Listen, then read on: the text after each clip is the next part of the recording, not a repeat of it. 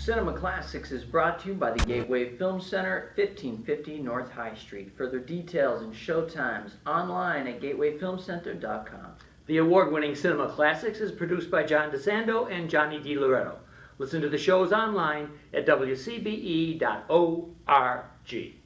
I'm John DeSando. And I'm Johnny DiLoretto, and this is Cinema Classics. We are at the Gateway Film Center, where we record our show. And our film series picks back up on August 3rd, Sunday, August 3rd. You can have brunch in the Torpedo Room anytime between 12 p.m. and 2 p.m. and then join us for a screening of The Godfather Part 2. Not 1, Right. Part 2.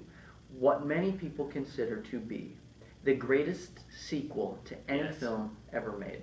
I'm not sure it's that great, but it is alleged to be the greatest.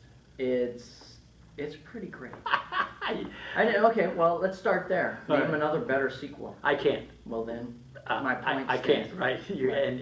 It's the greatest sequel ever made. Right. But I'm Until talking, you can produce a viable alternative, John. Exactly. But my point about the film as film is I think it has its weaknesses. Because some people say this is maybe We're trying to the sell greatest. We're trying to sell them. Not the greatest. We want people to see it. The greatest movie. But I'll tell you, make sure you're not wearing sunglasses when you're there, because you're not going to be able to see it. It's so dark. The Godfather 2, you think is dark? I think do. The Godfather 1 is dark. No. Well, anyway, they both are. But that I think Gordon Willis was probably on something at that time when he was doing number 2, because it's so dark. Is that right? Yeah, I think so. And it's questionable whether Vito, played by Marlon Brando, isn't a more likable character, a character with whom you can identify much better than Al Pacino as his son. And you have Marlon Brando and you have Al Pacino. And Pacino is such a negative, dark force in Godfather 2 that I think if anybody's coming to it for the first time, I would have loved them to see Godfather, the first Godfather, so they could get a sense of the humanity. Well, I'm assuming that Vito. anybody coming to see Godfather 2 has seen Godfather 1. Not necessarily. You're right. You're right. You're going to lose the tragedy of the story, right? Exactly. Which is this beautiful soul, this nice kid, Yes. is poisoned, Yes. His soul is corrupted by power. Yes. Not Not that there's anything wrong with that, Richard III, whatever. There's nothing wrong with that. But the exploration of that in Godfather 2, I think, is really, really extraordinarily well done. Yes. Exploring the tendrils of that corruption as it reaches into his family, his growing family, and how it really ultimately compromises his humanity. At the end of Godfather 1, the final shot with the door closing on him and Diane Keaton. Yes. That there is a hint of tragedy there, that he may be lost, but here you see that he's completely lost, and the counterbalancing between, as you pointed, the darkness, the relentless darkness of Michael, cross-cut with Vito's story, as the early immigrant, and of course, don't forget, you never see Brando in Godfather 2. Right. But he looms over the whole thing. And De Niro is a most adequate successor to it, it's don't great. you think? At that time, both he and Pacino were being heralded as the successors to Brando's reign. And De Niro has never been better. He moved to Sicily briefly to study the patois. Oh, yeah. And in fact, when he speaks, he has Sicilian in there. One of the things, too, that disconcerts me about Godfather 2 is the cutting back in time, which, of course, Coppola, as director, brilliantly does. Right. But it still strikes me that it might have been better, and I know some people have tried to redo it in a chronological order. Yeah, they have. They've done. Which must be awful. But anyway, I'm thinking of the things that don't give me that seamless feel that I have in Godfather 1. Well, you're right. But those are two. That's why this is such an interesting sequel. Godfather 1, yes, introduces you to Michael at the very beginning of that film. And by the way, that scene is a masterwork in and of itself. It's a short film. The scene where Michael brings Kay to the wedding, and he's kind of she's seeing the whole family kind of play out in this celebration. Yes. Meanwhile, Brando is in the back making all these really shadowy deals. You can see the hint of the corruption there. Oh yeah. And then you follow that character, as you put it, chronologically, from how that happens to him. It happens in a linear fashion. Yes. So, The Godfather 2 is sort of the exploration of how that, it's the prequel in many ways. That one part of it is the prequel, and the other part of it is the exploration of that. So you have De Niro as the young Vito Corleone, and he has been in Italy, and I think he comes back to New York. He goes to New York, right? Mm-hmm. So then you have Pacino as Michael, Mm-hmm. currently, and moving, to San Francisco? Well, they're in Vegas. They're in Lake Vegas, Tahoe. that's right. And then a good deal of it takes place in Cuba. That's right, in Cuba. Yeah, Mhm. another weakness of the film. What is that? They're all location shots. You're for saying a Cuba. weakness. We're trying to get people to.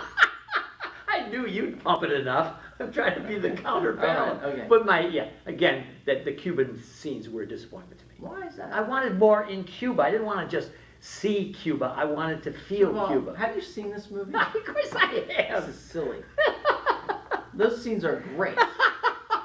They're headed up by this is a great casting. Hyman Roth. Oh, Lee Lee Strasberg. Strasberg Oh. as Hyman Roth, who was a sort of surrogate for the real-life Jewish gangster Meyer Lansky. That's right. And Hyman Roth is this really kind of powerfully. He's a warm figure. He's avuncular, and yet he's more ruthless than anyone. Sure. And It's to be expected. Lee Strasberg, of course, is the head of the Actors Studio. right, he is the guy Yes. that was teaching the method. He taught the method to Paul Newman and Brando. Yeah. So, Yeah. along with Stella Adler, but just in case anybody calls in or writes. Right. But that is such genius casting on Coppola's part, Yeah. because the method looms over the Godfather. Well, how about- I mean, it could, I haven't thought about this before, but I mean, metaphorically, this could, Vito passing the torch to Michael Right. is a lot like Brando passing the torch to Brando and Pacino, Super. Excellent. right?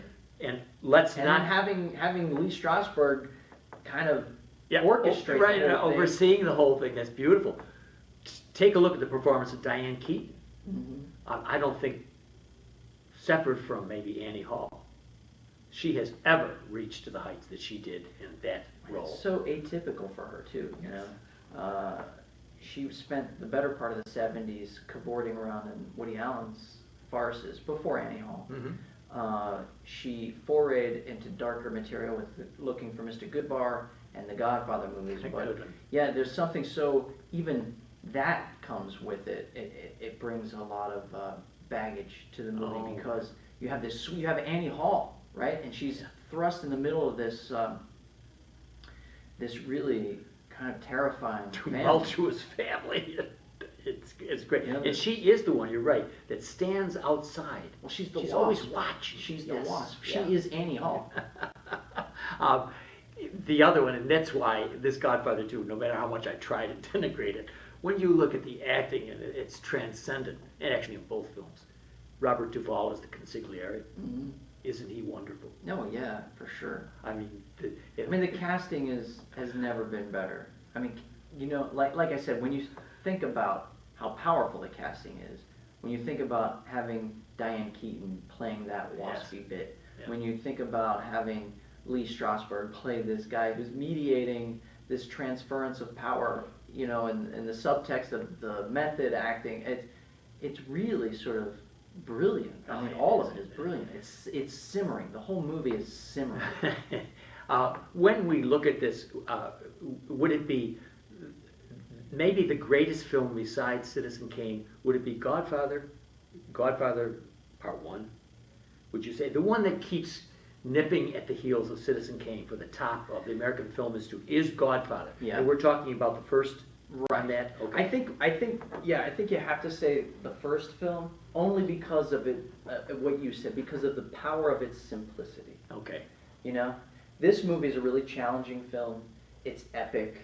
It's it really raised the bar for sequels. Oh. And that's why very few sequels stand up to The Godfather Part 2, is because there's a level of ambition, narrative ambition, thematic ambition, that the characters introduced to us in The Godfather sort of bring with them in The Godfather 2. And you know, you gotta take your hat off to Coppola for even trying to do that. He could have told a much simpler story, Yeah.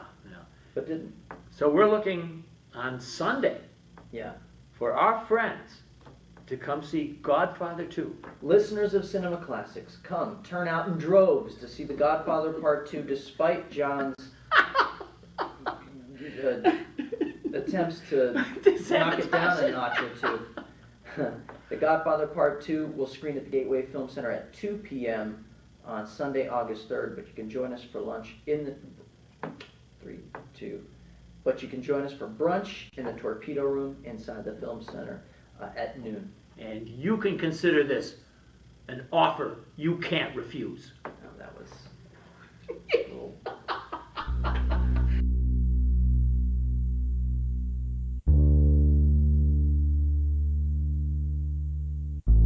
you